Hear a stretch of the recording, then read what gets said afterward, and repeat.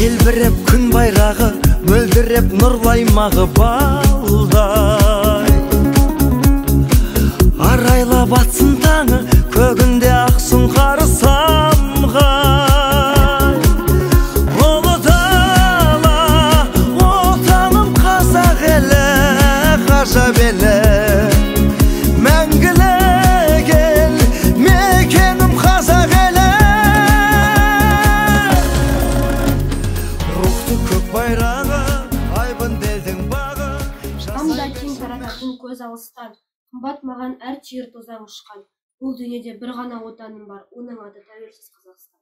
Жылдап тағзым етпей бұл алаңнан өтпенде, желтоқсанда ызғыратқан тітіркеніп көкпен бел.